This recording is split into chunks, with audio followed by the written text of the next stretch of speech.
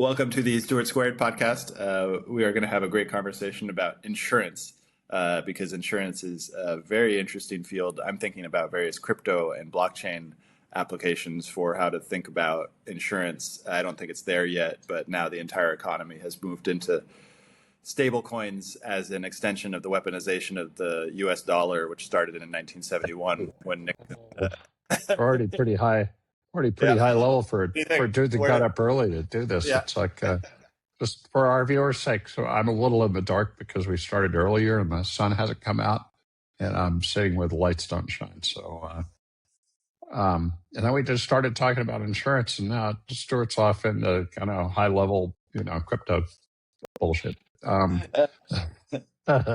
which shows our divide.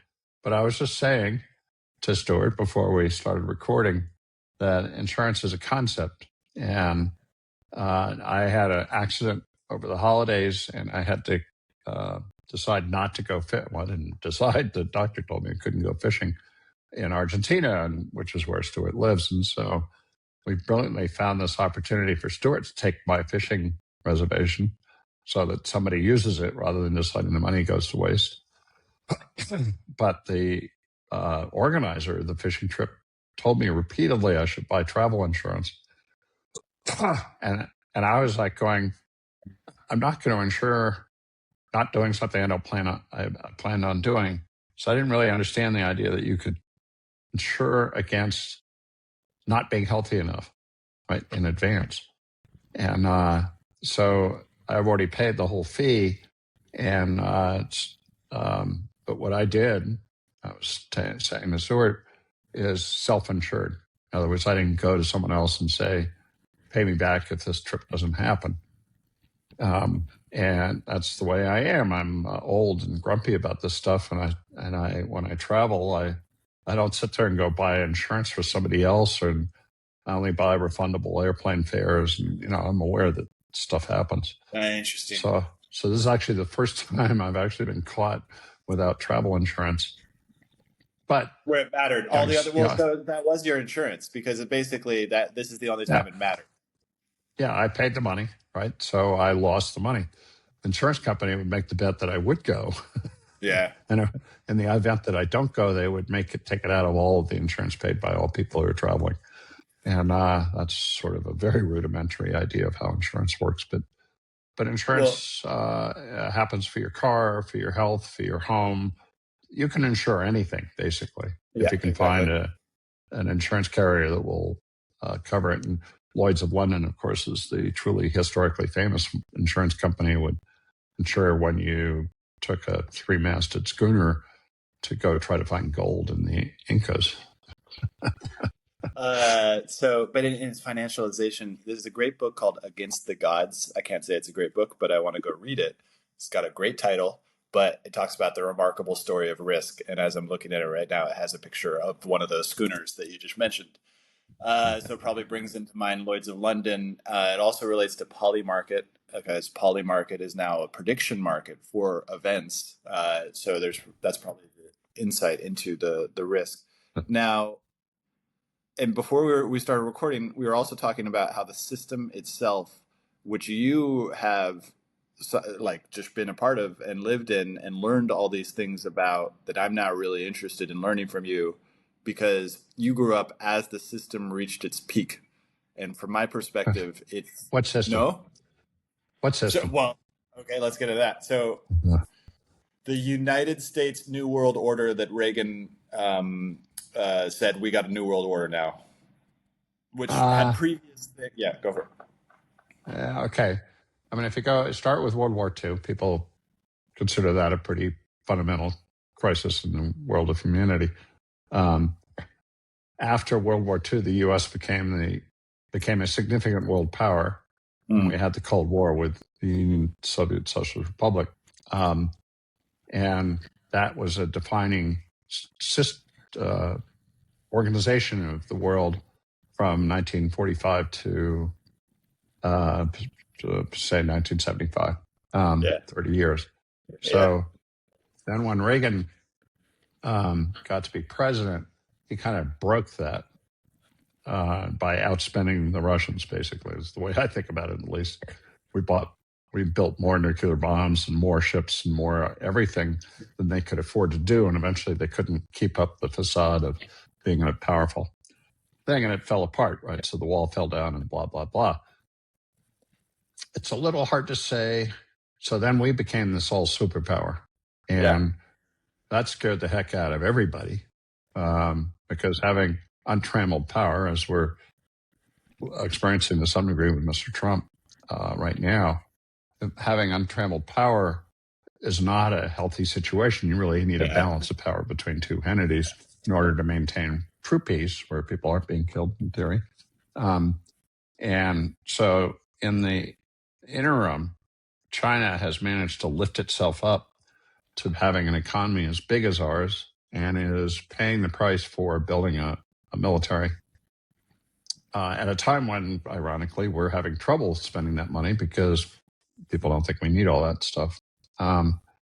And so, as ever more, there's always these shifting sands. So how you define the system in post-Reagan is still TBD, right? We still have our structures in place. We're a democracy. They're not, right? We both have these huge economies. We have a lot of natural resources. All that kind of fundamental stuff is the same. So it's kind of unclear what the system is. And then there's Russia, which is really annoying because Putin's an asshole and, he's invaded his next door neighbor, Ukraine, but they don't have the resources to compete with either the US or China. So there's a little bit of where is Russia. They're big, right? It's a big country with a lot of people, but their economy is really in trouble. Yeah. And Putin doesn't obviously talk about this. And but look at all the charts that are coming out about where's the oil right now that we've, in theory, taken over Venezuela. Suddenly OPEC is worried about us, right? The oil producing, exporting countries. What are you reading about? Right? Just this morning, I saw a chart where you combine the US and Venezuela, we have more oil than they do. Yeah. The Middle Eastern countries. Interesting. And Russia is like a blip on that. They can, and they're not very efficient at producing it. But they are producing. They produce more than they use, so they're exporting it. But they're exporting it in the secret shadow tankers. But this is an incredibly unstable world we're in, and that's why everybody's weirded out, right?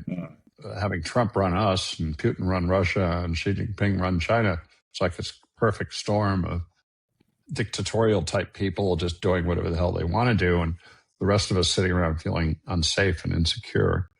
Have you Specifically, it's really interesting to see how people are reacting to the ICE agent shooting Nicole Good in Minneapolis. It's just like, it has blown our minds, our being the American citizen, at least.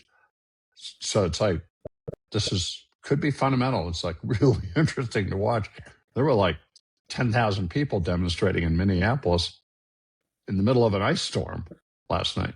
Not an ice storm, sorry. It was extremely cold. And people are really, really pissed off that Trump is, and Kristi Noem and all these people are all pretending that this was legitimate. That you just kill the mother of three and get away with it. Our attention algorithms are starting to diverge because I actually don't know what you're talking about. Is that right? Wow. Yeah. If you're on Threads, it's really hard to avoid. I'm on Threads and I don't see it, but but this goes into our social media conversation. That's interesting to see if that is not producing for you, because it's like, it doesn't matter what the algorithm is.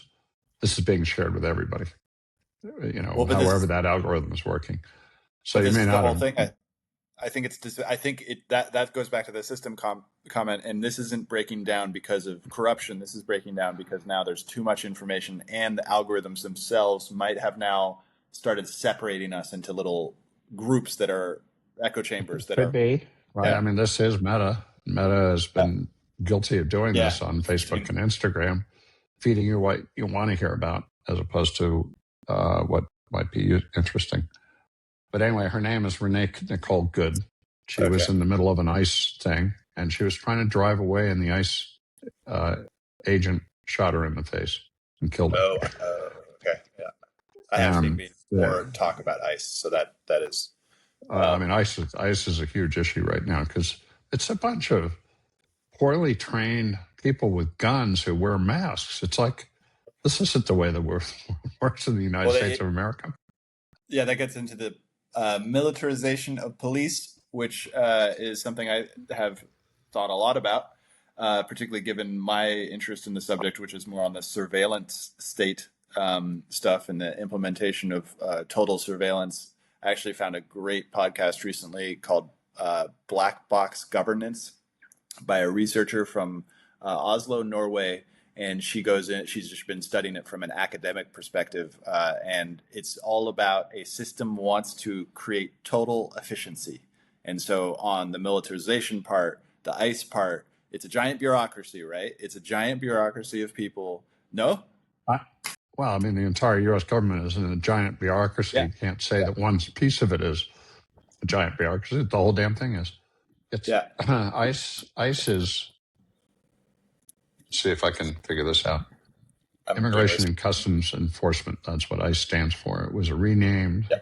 It used to be part of CPP, Customs and Border Patrol. And then there was like the big thing of not FEMA, but Homeland Security. Homeland Security, HHS, yeah. Homeland Security. And so Homeland Security is a huge bureaucracy, and then there are components of it, some of which are more efficient than others. What's really interesting is nobody knows how many people work for ICE. They don't talk about it. I found out, if Wikipedia can be trusted, it's 21,000 people, and their annual budget is $9.13 billion. Yeah, and there's a lot more money for them if they want it. Oh, interesting. And it's run by this lady, Kristi Noem, who is just a touch point for people's fear and anger. Yeah, because she's such a bitch. She posted about shooting a round dog. It's why would you talk about that kind of thing? It's like, what leads you to think that that's a good thing to talk about, whether you do it or not?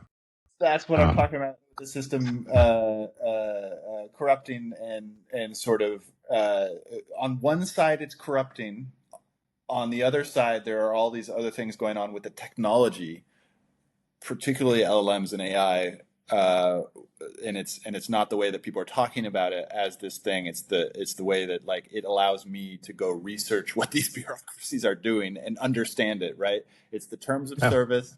The ability that I can now understand what I'm signing up for with each service under the terms of service, and I can deal with it as conceptual entities. This has lit a fire on me to understand everything, which is starting to create its own problems.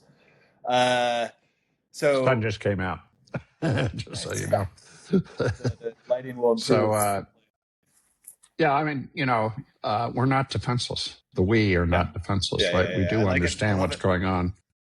So there's a bit of, that's why when you say huge bureaucracy, it's like, so I was just reading about, there's a sort of network. It's called Protect 612. 612 is the area code in Minneapolis. And Protect 612 has set up I don't know whether it's on Slack or whatever it is, but they're using the technology to make sure everybody knows where ICE is at any one time. Right. Whoa. And if ICE is pulling off a thing, people will come to the ICE action. This is what happened when this lady was shot. And people use the word fucking a lot on both sides, the ICE people and the others. Get out of fucking Minneapolis. It's like, we don't want you in our fucking neighborhood. What the fuck are you doing? Anyways, I don't know where fuck came from, but it's both sides are using it. So these citizens, just normal people who have been told and trained not to be violent or aggressive, are sitting there blowing whistles, just bringing attention to what they're doing and taking videos. And what happened with Nicole Good is there were multiple people taking videos. The New York Times did this really great article where they went step by step through every video from every point of view and demonstrated that when the guy pulled the trigger and shot her in the face, her wheels were turned away from him. So the claim that he was threatened by her driving was completely false. The guy he was not well trained and didn't have any restraint. So he just shot her. And turns out she's a mother of three. It's like driving around in a station wagon. It's like a soccer mom and not a domestic terrorist, as Christine Noem said. Anyway, so the technology is available to both sides, and the Trump administration is acting like they get to decide what's true. And everybody can see what's true now without. And so, I mean, the mayor of Minneapolis stood up and said, what Donald Trump and his people are saying is bullshit. He literally said that.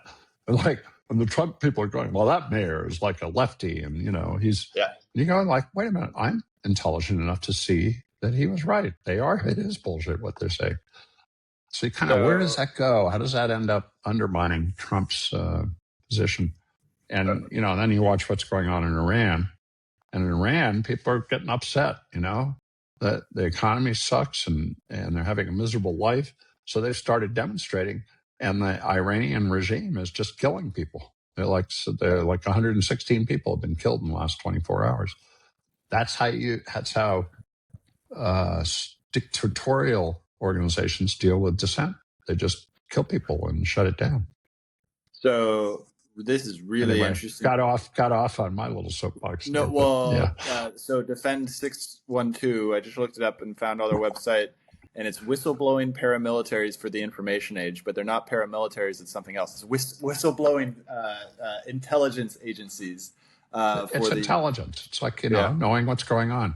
And the fact that the New York Times verifies videos is fascinating to me. I don't know if we've ever talked about this, but when the Ukraine war started, the CIA was accurately predicting what Russia's next move was by like 48 hours. Yeah. So they knew what the Russians were planning on doing when they were doing it, that's the definition of defense intelligence. And you got to give Biden credit because he knew how to use the CIA. And he would stand up in public and say, well, the Russians are planning on doing this. And then the Russians would do it. And you'd sit there and go like, well, those Russians are so stupid. They don't even know that they've been outed. So knowing knowledge, the ability to use knowledge, the understanding of the context, this is how, I don't know, not sure exactly where I'm headed with that, but the fact that the Minnesotans or the Minneapolians are sitting there creating an intelligence organization to know what ICE is up to. It's happening elsewhere, too. They're doing it in Portland and L.A. Okay. Are the same organization of Descent 612 or? No, they're just, I don't know. It's all local, right? Interesting. And it's all voluntary. It's not funded. There's nobody paying for it. Well, just people being really pissed off. I would be skeptical that there's no one funding it, because let me give you some things that I've been paying attention to. And I'm loving this show now because as you're going off into another echo chamber, I got my own echo chambers, which are going into Venezuela, of course, and Venezuela. So Venezuela was funding the protesters in Argentina. So Venezuela funds. What's that mean? Cuba. What's that mean? You mean Maduro is spending government money in Argentina? So this goes all the way back to the Comintern, the Communist International, where Moscow was doing it for Cuba. When Moscow fell, Cuba all of a sudden was left without a patron. Venezuela, because a lot of its oil money, was like, oh, well, now we're the patron. They were doing the same thing that they were doing in Cuba in Argentina with all the protesters. But wait a minute. I have to stop you there because it's obvious what was going on in Cuba, and it was very well documented. And there's a point of view right now that Cuba's economy is going to collapse because they're not getting the Venezuelan oil anymore. Argentina's never had that problem. What do you mean? They can get oil. They're an open country. They can get oil, however politically organized they are. There's nobody sitting there supporting Argentina. Not the way Cuba's being supported. No. I'm not saying supporting the Argentine government. I'm saying supporting unions, supporting. In the CIA, in the Cold War, the CIA was funding groups in Italy, and all these different places. Soviet Union was also doing that for all these different groups. These are not governmental organizations. I'm talking about protesters, activists, So like there is definitely funding that goes from these, and the communist theory is basically saying uh, we need an international revolution, and so it was actually a huge difference between Stalin and Mao.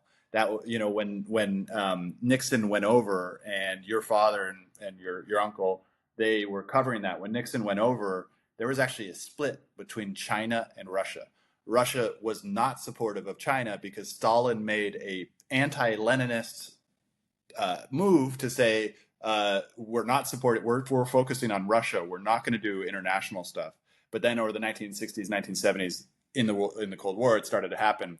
So Venezuela was doing that to local organizations in Argentina. There was funding to basically cause chaos on the streets with the unions and all these other things. All the Argentines know this. It's part of the Kirchnerist things because the Kirchnerists allied not only with them, but as I was talking with an Argentine yesterday, they were also talking with Iran and all these other things, which gets into other things. But how we got here is this. So I know. How did we get yeah, here? I'm highly skeptical about what you're talking about, partially because Venezuela's economy's been in the sink. Not a lot of extra but money running around. they have the oil, right? They had the oil, but they didn't know how to get it out of the ground. They weren't producing it. And It's their refine it. oil reserves that are the key thing. They have more oil in reserve than any other location in the world. But their oil production system, since they kicked the American companies out, produced way less oil than they could have. Right, so they're just barely getting. I think they have like one functional, what do you call them, processing refinery. And it's like, and then you get into what kind of oil they have, and yeah, this great which it's very important, yeah. But Maduro and Chavez had ruined the Venezuelan economy. It used to be a really fun place to go. People had a lot of money. Yeah. And you can see my videos coming and going because I can't control where the sun is. But, no, it's but I'm just like, I've been reading, like I knew nothing about Venezuela a month ago. now I've been reading a lot about it, so I'm an instant expert. But it's a multi-layered thing because before Chavez, Venezuela was beginning to enjoy the fruits of oil. Back when people weren't worried about oil's contribution to climate change, but because they have these huge reserves. They still have the huge reserves because they can't get it out of the ground. They don't have the facilities for extracting it and processing it. In your research, when did the Americans, because there's pulling it out of the ground and then there's refining it. I know that most of the refinery happens only in the U.S. because only the U.S. is able to refine the specific bad oil that comes out of Venezuela. The interesting thing is that some X percentage of our ability to refine oil is dedicated to heavy oil. There's three classes of oil, like the turgid stuff, the medium stuff, and the light oil. Almost everything comes out in Saudi Arabia is light oil. So their refineries are capable of doing that. Yeah. All of our refineries tend to be heavy, tend to refine heavy. And there's maps of where all these refineries are in the U.S., and they're particularly congregated in Louisiana, the heavy oil refineries, which happens to be very close to Venezuela. So it's like, but this is simple-minded Trumpian thinking, but, we've got our heavy oil refineries in Louisiana, and we're going to go down there and get that heavy oil out of Venezuela because the Venezuelans can't do it themselves. So Venezuela as a country has been now for whatever it is. I think you put Maduro and Chavez together, it's like 25 years. For 25 years, there's been no sort of competent extraction and refining of oil in Venezuela other than what was left over after they kicked out the American companies 20 years ago. And Chavez did that. They've been selling it to other countries, right? Not just the United States. So other countries have been able to refine it, increase their refining. Well, that's the part I can't figure out. Are they shipping unrefined, mucky oil to Cuba? What the hell is Cuba doing with it? Or are they refining it and sending it to Cuba? I don't know that detail. I'm going to go. And, Cuba is only. Actually, I just saw this yesterday, and I don't know if it's accurate or not. But his theory, Cuba has 10 million people. but they actually only have 8 million because 2 million of them have left. But it's a tiny country, Venezuela has 30 million, I think. Yeah. We have 320 million. You always have to remember how many people there are using that oil and how rich are they and how many cars are there and, factories and stuff like that. So, a well-oiled, pun intended, economy knows how to extract it or buy it, ship it. Everything works, right? And still, by and large, our economy works pretty well. Yeah. Despite what Trump's doing to it, our economy is holding up pretty well. That's a well-managed economy. Europe's got pretty well managed. What you got are these, like in the South America and in Africa and other places in Asia, you have really poorly managed economies because they're not sitting there worrying about let's make it good for everybody. They're sitting there doing these power plays, dictators or whatever it is. Have you read Yarvin? Have you read Curtis Yarvin? Or have you heard of Curtis Yarvin? You're telling me about him, and I'm looking him up. Okay. So Curtis Yarvin, you've heard of Urbit because you've heard me talk about Urbit before. Urbit is his invention, and his politics is really weird and interesting. We did talk about him like 6 months ago, and I looked him up. Yeah. So, and he's become important in the Trump administration for a very interesting, strange reason, which gets into what you're talking about, which is apparently both the left and the right have both given up on liberal representative government. And they're saying, doesn't work anymore. We don't need that. Let's go back. So he's saying this is true, or is this his point of view? No, this is not. This is setting up who Yarvin is. This is my interpretation. The system is breaking down. I want to be clear for the listeners. I actually still believe in representative government and think technology will play an important role for us to make it better. But both the left and the right, first the left with the COVID stuff. The COVID stuff was a copy of China. They became authoritarian. I believe that the left is extremely authoritarian. The right is basically, well, let's do it too. Let's also become authoritarian and let's go back to the monarchy. And so Curtis Yarvin has developed this just long-winded philosophy, which I've read part of, which goes into why we should all have kings again.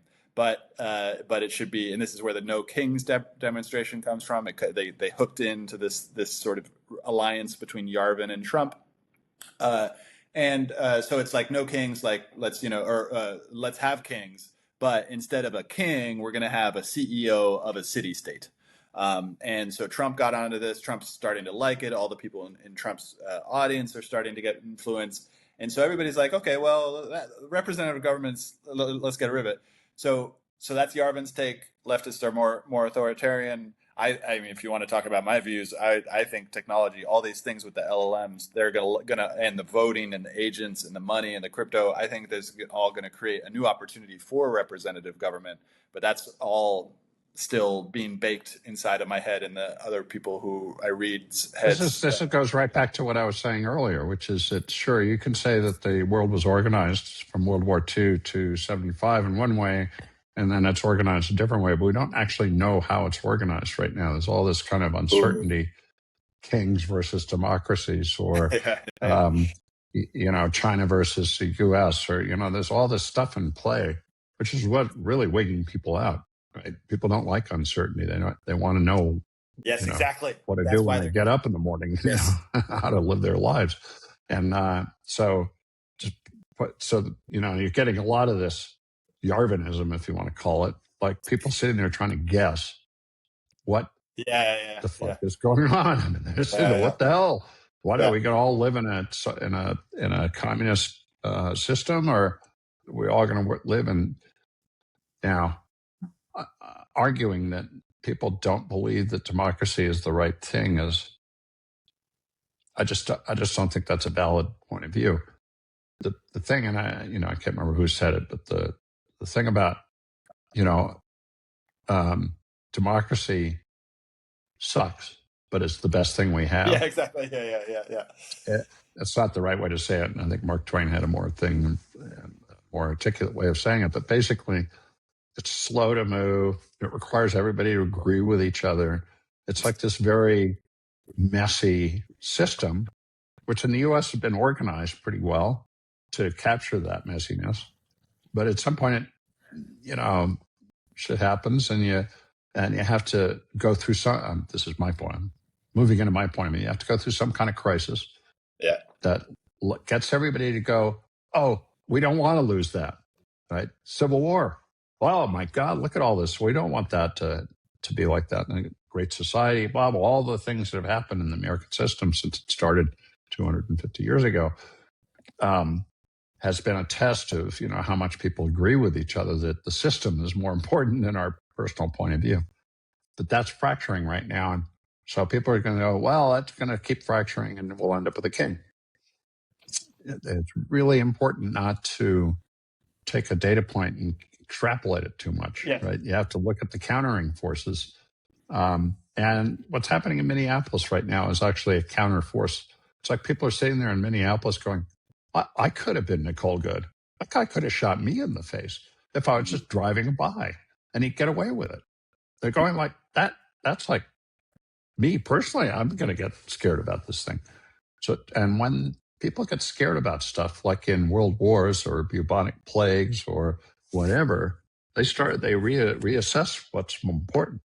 And maybe agreeing with everybody is more important than, being woke. And that's what you were referring to. It's like, Well, that's the interesting part, because it's so funny because in 2020 I made a hard switch. I was radicalized in some ways by COVID and the pandemics and the lockdowns and the vax mandates. So I was quickly thrown in to the alt-right, but I don't think I belong in the new alt-right, which now has power and now is using that power to essentially establish a monarchy. Like I don't fit there. I also don't. You don't buy Stephen Miller. Wait, who's Stephen Miller? What's he going on? You don't know who Stephen Miller is? He's the dude. He's the bald guy who does the bald guy who justifies ICE, getting rid of immigrants. There's a split that's happened on the right. So I have to share something that you might not know of that gets directly to what we're talking about, which is that the U.S. government, with probably that guy who did it, Stephen Miller, he's probably the one responsible for this policy, which is that every single person now coming into the United States is getting a profile, a comprehensive profile where their biometrics, their face, their entire 5 years of social media history is all being put into a queryable Palantir database, so that anybody entering the country, including our allies, are now being put into this database. And knowing from what happened with COVID, that's not going to end with foreign citizens. I get that, there's a security thing of like, if there's a bunch of millions of people coming into our country, we want to know who they are. We want to know what threat they are. But it's not going to end with foreigners. It's going to come to citizens as well because of this efficiency thing. Like that's, regardless of whatever they say, that's where I believe it's going to head. And so that's like totally. Well, just stop there. There. You and I don't disagree about that. Uh-huh. The theoretical structure is that because we're American citizens, they can't keep track of us, and that's bullshit. Yeah. Right? Yeah. If you believe that, that's bullshit. Yeah. It's already out the window. I've learned from my partnership. That if you land in China, within seconds they've sucked your whole. If you've got your phone with you, and they've sucked your whole profile out. And they have this massive database. They've been doing that for a long time, and they're really good at it. To some degree, we're actually catching up to the Chinese in our ability to do that. Now, obviously, it's justified on the basis of non-American citizens and keeping track of people who might harm us. But you can't do that and not collect us. And so I think, to the degree that people believe that Americans are kind of special is bullshit. Right. So the only way to control that is individually. Right. What your information is and what you find is important, and how to manage your own online profile. Now, I don't bother. Right. So any of these government entities, I'm sure, know how much money I have, know what my activities have been, or where I've been flying and all that kind of stuff. That's all. I don't even bother to think about it anymore. It's like, I kind of wish they wouldn't use it against me, but I'm so white bread and old and American that doesn't really matter because they're not going to come after me. Yeah, you're not a Their threat. You're not target is even other people. considered. But like what that's what I always go to is like the founders of our country. Why did they not want a king? Because if you get a king, you can't tell the king how he's fucking Yeah, up. you can't get rid of him. You can't Yeah. get rid of the king. And so as soon as Except things through revolution, which is why that's the whole thing, is we revolted. which is our part of our deal, that we need to be capable of that. But so but the thing is like, I'm not worried about what Trump does with it. I'm worried about what the leftists who did COVID stuff, but also the reaction to the leftists, which might include Trump or people on Trump's. And so like once it gets bad, and then we have some sort of dictator, and then they have this ability to pinpoint any pin of a person and go after them with their DNA and like develop viruses and such that they could go after that specific DNA profile. Like that's... Well, you really like that conspiracy theory. The thing I have with conspiracy theories is that they aren't as competent as you think you are. That is a good point. And that is actually, that is Peter Thiel's point. That is Peter Thiel's point for supporting Palantir and all these different things, was like 15 years ago, the government wasn't that professional. But that's why I don't think it's a conspiracy theory. It's because they are professionalizing all of these things that we've been talking about. Mm-hmm. And that is a big threat for the people. We, the people, are at threat right now from that. Mm-hmm. Yep. Well, yeah. I mean, this is almost a whole nother show to talk about this, and we're not even sure our listeners really care. Oh, I think we're sitting here debating conspiracy theories versus talking about, hey, AI is going to change the world. Well, let's talk about how AI fits into what we just talked about, because I have my theory. I don't think it's a conspiracy, but I'm sorry. I don't think it's a theory. Well, actually, sorry, I won't go into that thing that I just thought of. But how does Palantir work? I will give you my understanding of how Palantir works. They are specifically ontologies. They go into an organization, and the reason why they got very popular because they did it for the NSA, the CIA. They go into an organization and they develop an ontology. They develop a rigid ontology so that they can identify people, places, events, and any other thing like that. And then they're allowed to, they give these organizations, which previously were unorganized with all of their data, and they give that ability to give perfect data. What is your understanding of Palantir? Is that what they do? So it's very interesting to look at the history of Palantir, because when it first started, it was kind of a theory, but there wasn't a whole lot of actual in the theory. So Palantir was actually founded by Peter Thiel, another guy who I can't remember, and Gilman Louis. And the three of them sat around and said, no, Karp was hired. He was not a founder. It's ironic. I mean, by a matter of months, but they went out, once they'd started Palantir, they went out and looked for a CEO and hired Alex Karp. So he's obviously intimately connected to Palantir now, but I'm talking about when it was started. And the fundamental theory was there needs to be a better way to organize all the information the government has to make government more effective. And this was in a military context. But, it bleeds over once you start doing it. So for a long time, let's say Palantir is maybe like 15 years. No, it has to be older than that. It has to be at least... Total information awareness. So total information awareness was the government program. So it'd be 20 years. So this is when Gilman was still at CIA, at the Incutel. And the hit on Palantir, this is in the early days. You have to remember that things that happen now are not always the way things have been. Palantir was considered a kludgy organization because they basically had to solve the problem for each client. NSA, CIA, or an insurance company or whatever, they had to go into the company, kind of map out the information systems and figure out how to integrate them. And that's what they did. So if per item of revenue, say they do a contract for $1 million, they'd be spending like $800,000 or $900,000 on the people that go in to map the systems, right? There was a service-heavy model. Wow. And it's Okay. really hard to scale that because in order to do more of it, you have to hire more people and you don't really get an advantage from scale. That was the hit on Palantir. And they were paying attention. LLMs came along, and neural networks. And so all of the technologies that have been in AI have enabled them to reduce the cost of service. So now it's really just an LLM. All they're doing is collecting data relevant to a particular domain, and then using neural networks to extract the knowledge out of that system. And so, but that's why people have a hard time, because you see this if you read about Palantir. Well, what the hell does Palantir do anyway? It's the most common thing. So when Karp is on stage and he's being interviewed, and people go, well, define Palantir. What the heck does it do? And he kind of rolls around. He knows what it's doing. The people at Palantir know what it's doing, but there's no advantage to him to actually explain what Palantir is doing. So it's really just using... Go ahead. So is that because it's so easy to replicate that he's not doing it?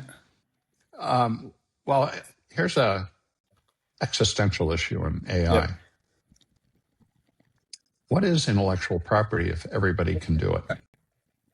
And everybody can do it. You and I can sit in a chatbot and, program or whatever. It's like, how do you create a moat? How do you protect what you're doing from everybody else? Which is a fundamental premise in an open economy. You have to have some sort of intellectual property that protects what you do to cover the risk of doing it. I'm actually mystified by that. I don't really know how to deal with that in my own practice of investing in companies. Oh, interesting. But we're looking at a company into AI because they think it's the last intellectual property moat. Itself, the LLM.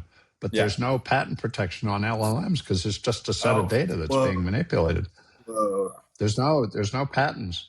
I'm making this wild statement, but I'm pretty sure there's no patents that protect an LLM because you got everybody going out and making LLMs.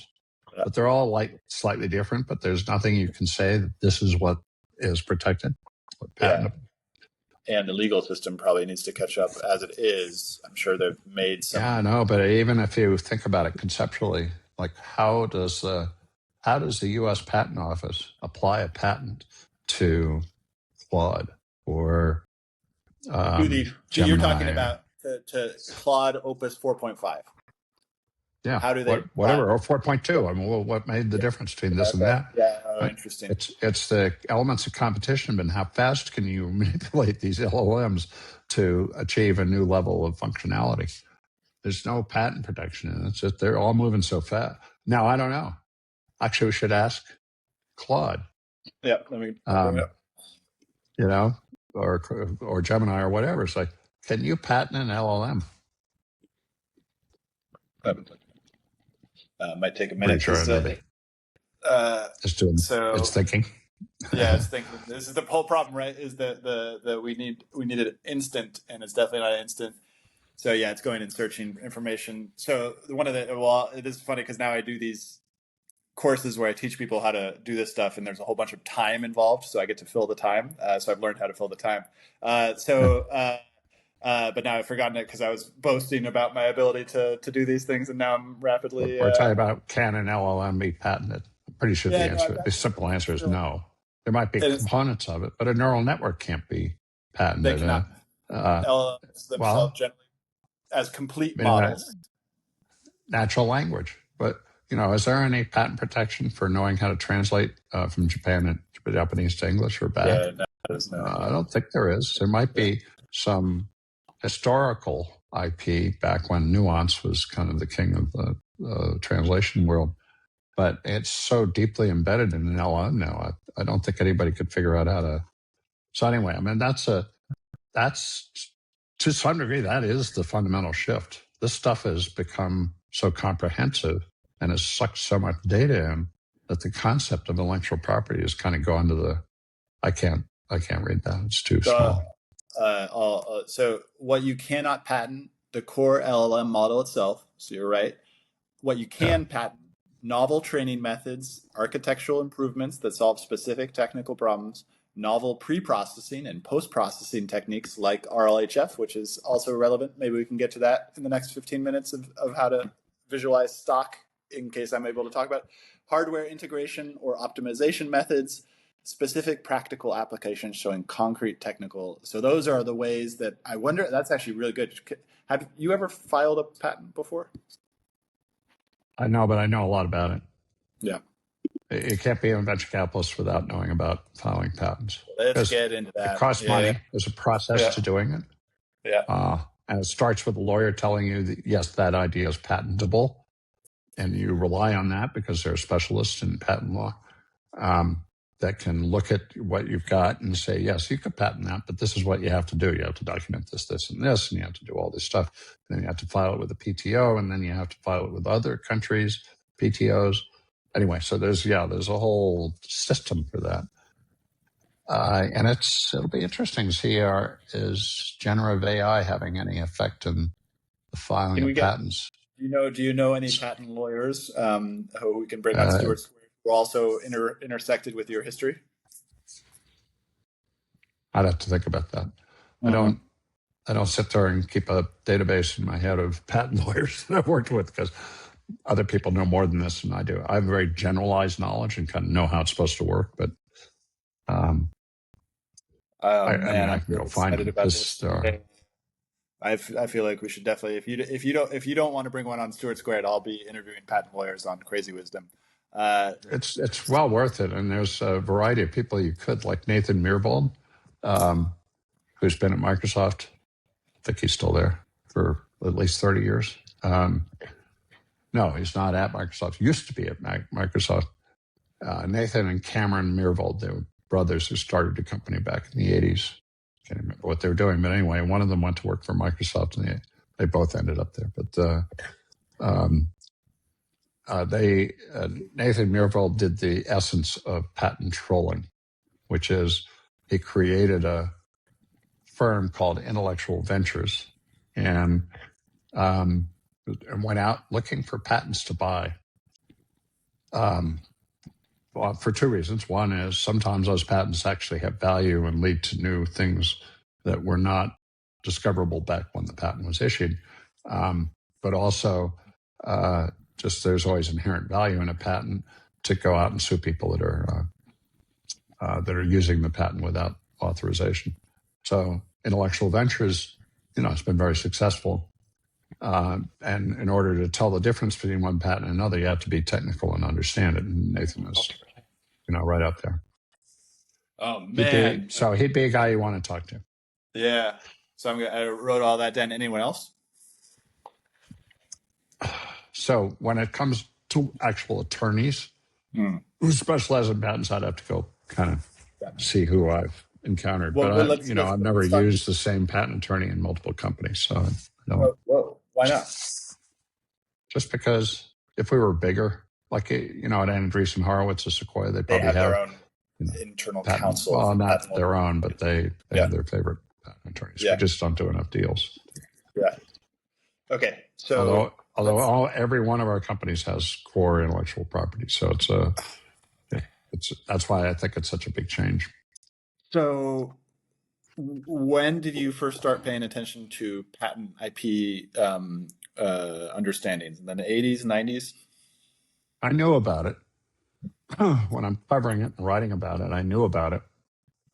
And I had some intuitive ability to tell when something was novel myself, right? Because that would go into my evaluation of products.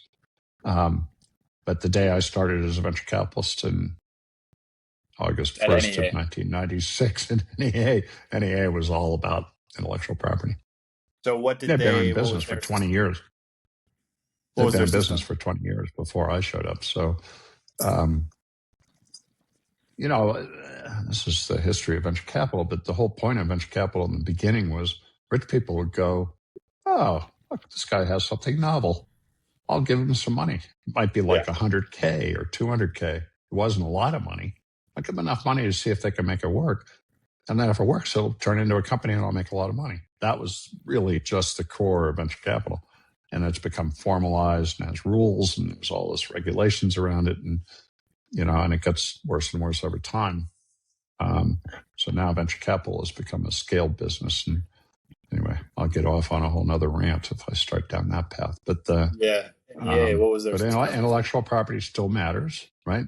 Although, if you take the ZERP period when social media was really, there was no real patent protection in Twitter, Facebook, Instagram. These were all, and this is where Reid Hoffman's kind of blitzscaling comes in.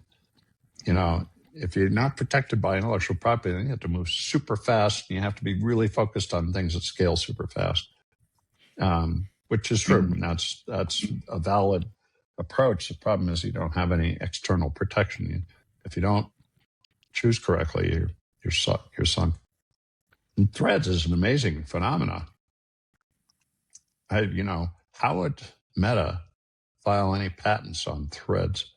This is like accumulated all the knowledge of Instagram and Facebook and WhatsApp and everything that Meta's done over the past 15 years. And so what would the patent protection for Threads be? I don't know. It's like they just used Instagram to kick it off, and suddenly you've got another social network.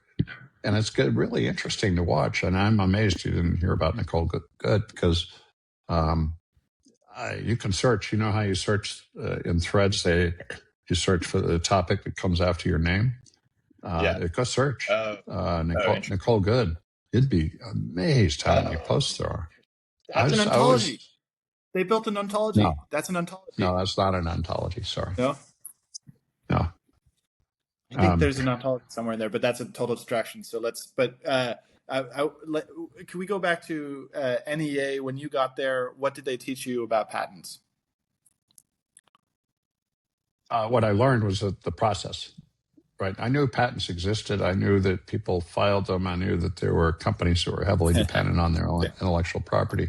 But when I became a VC, how do you do that? And it boils down to, okay, you got a bunch of programmers. And this is maybe why it's different now, but you got a bunch of programmers banging away on a keyboard. Do you think about when you're doing that, are you doing something novel that can be protected?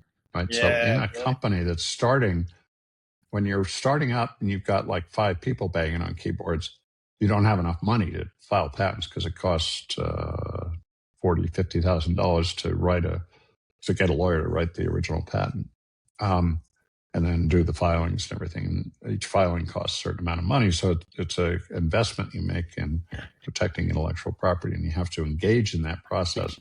And some companies, like Twitch, never filed a patent. But it was still sold to Amazon for $1 billion because they figured something out. It may or may not have been patented, but those boys didn't want to have to do that. But those examples are relatively rare. And the Twitch examples. When I started in NEA, I had to learn how to formally, what a patent attorney was, what the difference between good and bad one was, how you get your companies to focus on it and to make it part of their process. So TiVo had hundreds of patents. And ultimately, this is after I'd left NEA, TiVo became a patent troll. They made something like $1 billion and $2 billion in judgments off of people violating their patents. And so the actual product didn't matter as much. That is really interesting. Do you know any good books about patents that you like? I've never read one, so I can't tell you. Yeah, because you just learned this stuff. Mm-hmm. Man, which is how crazy. I learn. I didn't go into my life, but I don't learn by reading textbooks. I learn by doing and learning. That's why I think I know what's going on, because that's what I do. There's two. I could tease a whole nother segment here. I'm writing a new newsletter. I've been thinking about it for several weeks, and it is tied up for the conversations we've been having. And the title of the newsletter is "I Agree with Jan LeCun." And let's see if I can. I'll read the thing with it. So the subtext is you can pick and choose your view of the future. Ilya Sutskever, Jeffrey Hinton, Dario Amodei. I'm in the Yan camp. Mm-hmm. And so this is the lead, and I don't know if it'll survive, but everyone's trying to figure out where AI will end up, including the leading AI researchers. If you don't have your own view, you can choose someone else's and sign up for that one. You're worried that AI will have a largely negative effect on humanity? Jeffrey Hinton is your guy. Dario Amodei and Ilya Sutskever are right up there. You think it's all BS and AI will only improve our condition? Then Andrew Ng, don't know how to pronounce NG. Interesting. Yeah. Or Feifei Li will suit your temperament. And if you think that defining yourself as either a boomer or a doomer isn't practical, then pay attention to Demis Hassabis or Mira Murati. As I keep telling my son, Stuart Alsop III, I know what the future is and have my own point of view, which just happens to tightly integrate with Jan LeCun's point of view. So there's the whole thing. Now I have to deliver and say, what is my point of view and why do I think that? Which I have. It's all in my head. I've thought about it a lot. And now I have to extract it from my head. Well, that's pretty relevant. Yeah, that is a whole new podcast. And if you want to do it on another podcast, we can do it. But I'm pretty curious about it. Man, who are the people who are outside of the people who you talked about? What are the other views outside of those? So I did ask Gemini, who are the top 10 AI researchers? Yeah. It was pretty interesting. And there were three that I hadn't heard of. The other seven I knew about, but or I hadn't paid attention to. But the comment about Demis Hassabis is, or Mira Murati is, these people are very focused on the product and how to make it work, as opposed to trying to forecast the future. Yeah, interesting. But Jan LeCun's fundamental point of view is that LLMs are tapped out. That's not the field of innovation going forward. So then you have to say, so what is the field of innovation? And that's where I think I have the answer. And that's where all the algorithms... But I better get out there quick because the damn thing keeps changing so fast. It's really hard to nail it down and publish your newsletter and still look like you know what you're talking about. And I agree with you. I think I have a slightly different take on it. I agree that LeCun is right about that specific thing. And I agree that there are going to be new algorithms that need to come out in order to really make it a fully baked out idea that is capable of scaring everyone to the degree that it's been promised. But the coding stuff is so important. And you had mentioned that you want to take a vibe coding course. I don't necessarily want to take a vibe coding course. My attitude has been I'm an old fart and I don't really care. Because I'm never going to learn how to program. The elasticity of my brain is not big enough. I understand this, but I go so what's the starting point? Anti-gravity. What's anti-gravity? Okay, let me show you guys. No, don't. Just tell me, what is anti-gravity? Is it a product? Okay, anti-gravity is an IDE, but you don't need to look at the code. I don't look at the code. It's an IDE with an agent built into it, and it can open up your browser and do things on the browser. I went and I got it to find all the flights for Ushuaia and go through those flights, because that's what you constantly talk about, whether it can do it. And it kind of did it, but it took a really long time because it goes and navigates Chrome browser for you. That's the most important part. So if I use Chrome, and at base that's Chroma, so probably a Chroma compatible browser, then I can use anti-gravity. Who makes anti-gravity? Google. This is why it's so brilliant. Is that Google took their giant TPU stack and essentially just totally. I got to open it up for you to show you. And now you're showing me a CLI. But this is what I'm confused about. It's anti-gravity. So the very first thing I do is I open anti-gravity and I type something in that says what? Can you read? I just told it to open up the browser and find Alsop and Louis Partners website. And it's an agent. That's like a search. What's different about that? Well, okay, you're about to see it. So I'm not doing anything right now. This is it doing this. So it is now taking over control of my entire browser, and it's going and doing its thing. Sometimes I need to give it permission, so I'm going to move this out so I can see whether it asks for permission. So that's, I didn't type that. This is the really important part. Yeah. it But found not my only this, website. So yeah, but the important part of this is that it's now in a loop where if I had told it to build an exact replica of Allsop Louis Partners and deploy it onto DigitalOcean, it could do that. okay, okay. So the thing I sent you, or I can't remember if I posted about The it, article. is that Andres Kaprathi had gone and found his Lutron controls in his house Yes. and Yep. built a better app to control the lights in his house. And I'm going like, well, we have a Lutron system. So, Mm. and I have the app on my phone, and that's why I was sitting here messing with my lights before the sun came up.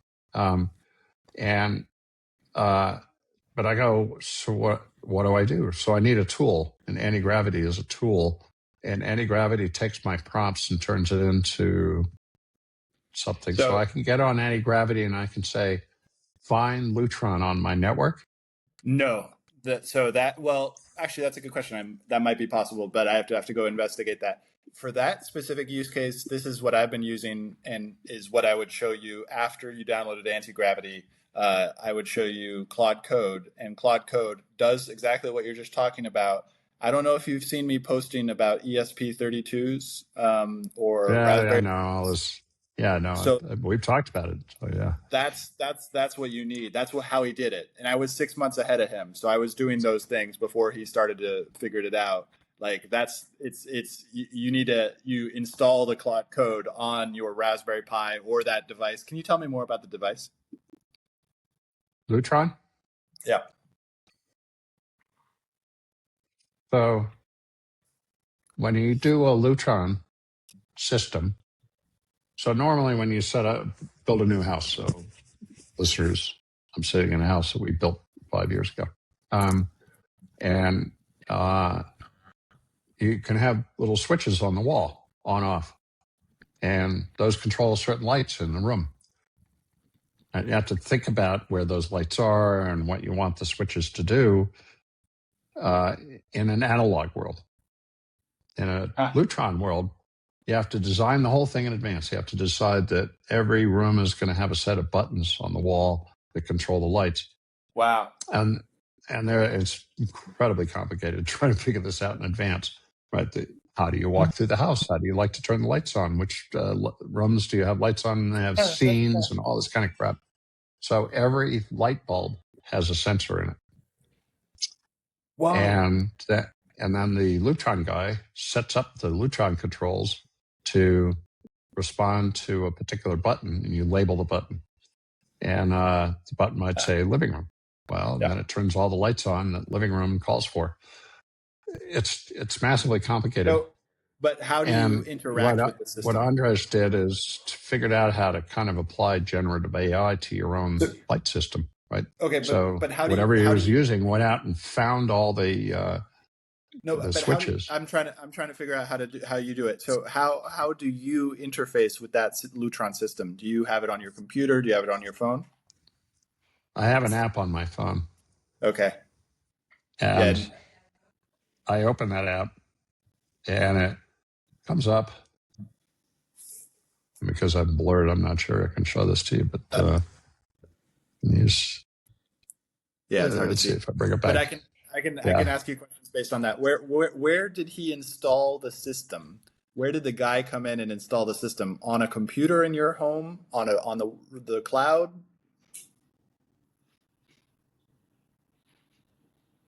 Hey, I had a picture I'd show you, but in the basement of this house, we have a hallway to the utility closet. Yeah.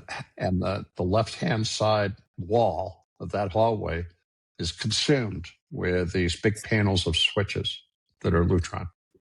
And they're all connected by a wire to each light and each other function. Like we have window shades and stuff like that. So there's a specific connection. Yeah. Now, that's obviously, I have to think about this. Like like I thought about it a lot when we're building the house, and then I went, boy, I don't want to have to think about that again. So if your lights broke right now, what would you do? If something went wrong with the system, would you contact that guy, right? Your call sound like design, yes. So after this call, I won't ask for that personal information. I'll give me his contact, and I'll go figure it out, because that's all I need to know is how he interfaces with that system. And as long as you have access to that system, I can easily solve what you're talking about. There's this thing that happens that there's a bunch of settings in the app. When I open the app, it says, what the hell does it say? To get rid of it and then open it again. Connecting.